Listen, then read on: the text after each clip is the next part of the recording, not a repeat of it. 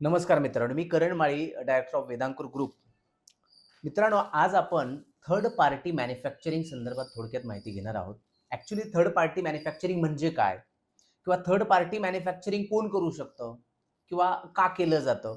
आता बघा, third party manufacturing म्हणजे काय, की स्वतःचा कुठलाही कारखाना न टाकता, कुठलंही मशिनरीमध्ये इन्व्हेस्टमेंट न करता, एखाद्या एक्सपिरियन्स्ड मॅन्युफॅक्चररकडे किंवा जे एक्झिस्टिंग मॅन्युफॅक्चरर आहेत भारतातले दुसरे, जो प्रॉडक्ट तुम्हाला मॅन्युफॅक्चरिंग करून घ्यायचा आहे, त्या प्रॉडक्टचे दुसरे जे अगोदरपासून मॅन्युफॅक्चरिंग प्लांट टाकलेले आहेत, अशा अनुभवी मॅन्युफॅक्चररकडून आपला ब्रँड किंवा आपल्या स्वप्नातला ब्रँड आपण म्हणू शकतो. आपल्या स्वप्नातला ब्रँड त्यांच्याकडून मॅन्युफॅक्चरिंग करून घेणे, म्हणजे आपल्या ब्रँडच्या नावानं त्यांच्याकडे उत्पादन निर्माण करून घेणे, याला थर्ड पार्टी मॅन्युफॅक्चरिंग म्हणतात. म्हणजे स्वतः डायरेक्ट कुठलाही प्लांट न टाकणे, मशिनरीची गरज नाही, एम्प्लॉयीचं झंझट नाही, या सगळ्या गोष्टीला थोडक्यात शॉर्टकटमध्ये आपण आपला ब्रँड मार्केटमध्ये उतरवू शकतो. आता याचे काय-काय फायदे आहेत? तर मी तर सांगेन, की कुठल्याही नवउद्योजकाने सुरुवातीला स्वतःचा ब्रँड जर मार्केटमध्ये आणायचा असेल, तर स्टार्टिंग इथूनच केली पाहिजे थर्ड पार्टी मॅन्युफॅक्चरिंगपासून. म्हणजे स्वतः डायरेक्ट प्लांटमध्ये मोठी इन्व्हेस्टमेंट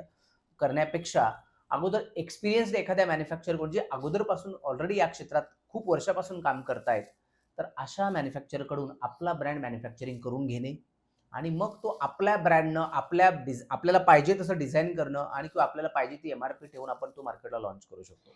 तर वेदांकुर सुद्धा साबणामध्ये थर्ड पार्टी मॅन्युफॅक्चरिंग करून देतं. भारत देशामध्ये साधारणतः किमान आत्तापर्यंत 100 प्लस कंपन्यांना, म्हणजे 100 पेक्षा जास्त कंपन्यांना आपण त्यांच्या ब्रँडने प्रॉडक्ट मॅन्युफॅक्चरिंग करून दिलं आपल्या फॅक्टरीमधून.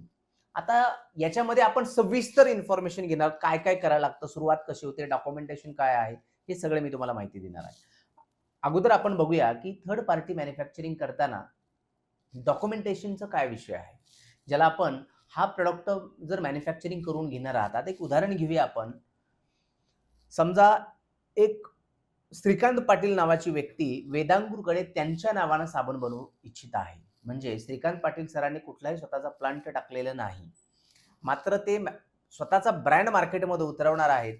मात्र त्यांना वेदांतूरची मॅन्युफॅक्चरिंगची मदत घ्यायची आहे. म्हणजे वेदांतूरच्या प्लांटची मदत घेऊन त्यांचा ब्रँड. आता याच्यामध्ये काय फायदे होतील? तर याच्यामध्ये श्रीकांत पाटील साहेबांना पहिले तर काय-काय फायदे मिळणार? पहिला फायदा हा मिळणार, की त्यांना इन्व्हेस्टमेंट फार कमी असणार. कारण ज्यावेळेस तुम्ही एखादा प्लांट टाकता, तर खूप ह्यूज इन्व्हेस्टमेंट लागते. म्हणजे अगदी काही लाखामध्ये प्लांट उभा राहतात, काही कोटीमध्ये पण लागतात. तर समजा अशी कुठली इन्व्हेस्टमेंट करायची नाहीये. दुसरी गोष्ट, कमीत कमी क्वांटिटीमध्ये आणि कमीत कमी इन्व्हेस्टमेंटमध्ये हा त्यांचा ब्रँड मार्केटमध्ये उतरवू शकतात. दुसरी गोष्ट, जरी समजा दुर्दैवानं त्यांचा तो प्लॅन अनसक्सेस झाला, म्हणजे तो ब्रँड मार्केटमध्ये नाही चालला, फार मोठी रिस्क राहत नाही. कारण का, त्यांनी अगदी लाखभर रुपये किंवा लाख 2 लाख रुपये इन्व्हेस्टमेंट करून अगदी काही प्रॉडक्ट तर 50,000 रुपयात सुद्धा ते लॉन्च करू शकतात.